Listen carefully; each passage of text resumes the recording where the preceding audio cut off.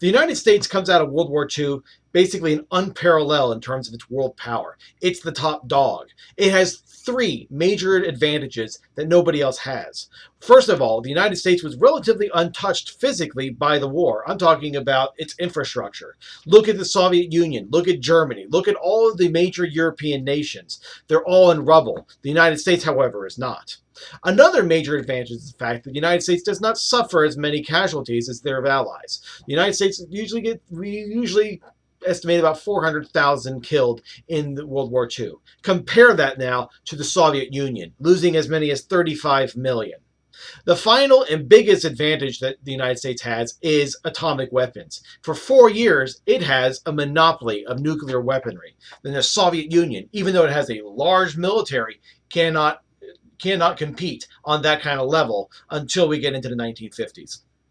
Now, looking around after the aftermath of World War II, I don't think anybody was reasonably expecting that the United States and Great Britain and Soviet Union would be best buds for any sort of permanent duration, right? Well, I don't think they also were going to anticipate a Cold War, a rising of suspicions between the two sides that resulted in the aftermath of the Second World War. So what do you mean by a Cold War? Well, I think you know what a hot war is. A hot war is a shooting war.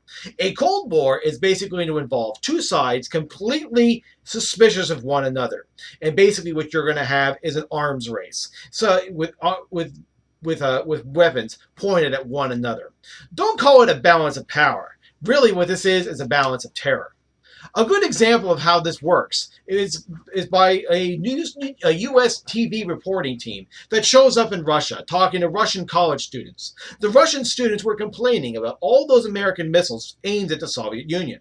Finally, the TV reporters are going to ask them, well, what about the Russian missiles aimed at the United States? The students are going to reply, well, that's for defense. Well, if those same reporters went to the United States and asked U.S. college students during the Cold War the same question, what do you think they're going to say? Yes, the United States missiles towards the Soviet Union, it's defense as well. This is the attitude of the Cold War. We're just defending ourselves, and we're ready to absolutely destroy our enemies in the meantime. Now, when it comes to origins of anything, historians really cannot agree about when exactly or where exactly things start. And the Cold War is a good example of this. But we do have some estimates. For example, the Cold War begins over the issue of Eastern Europe somewhere between 1945 and 1947. When you say Eastern Europe, what are we saying? We're saying things like Poland, Hungary, Romania, Bulgaria. What are happening to their governing systems when the war ends? The Soviet Union shows up and imposed communist governments there. What had the Soviets promised to allow to develop their democracies, right? We, of course, are going to be opposed to that since we generally feel that if they should have been capitalistic systems. So that's one point of conflict. Then there's the four zones of occupation. Now, in Germany, we agreed that Germany would be divided into those four zones we talked about. But then something happens. The United States and its Western allies start unifying, and rearming Germany, the western half of it at least. What do you think the Soviet Union's going to say? Germany reunifying and rearming? Saw this movie before, didn't like it the first time, right? So the division itself, however, is going to be pretty much announced by 1946, when Winston Churchill comes to the United States and makes a speech that basically talking about an iron curtain being pulled down across the Baltic all the way down to the Adriatic. The countries to the east were dominated by the Soviet Union, and the speech pretty much said that the Cold War was on. So it really begins in 45, 46 over issues of Eastern Europe. Now, the reasons for the Cold War are numerous. We all know that the Soviet Union were the bad guys, right? But just for a sense of balance here, let's talk about what they think, how they're going to view it.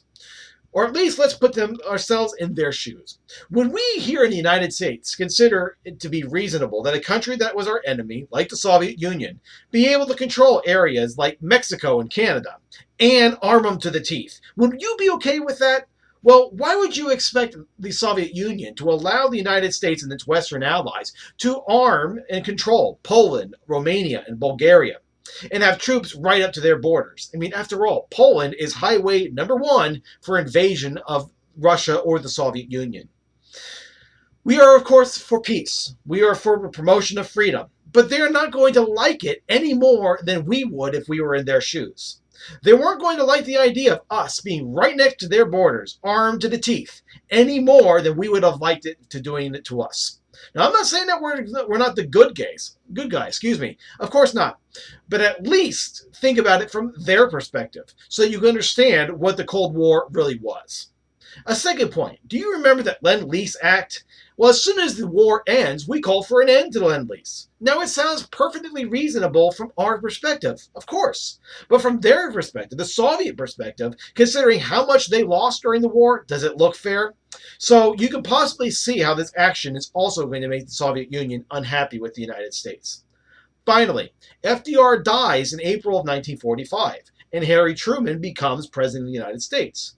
Truman was a tough guy, right? His response to anyone who challenged him was to get tough with them.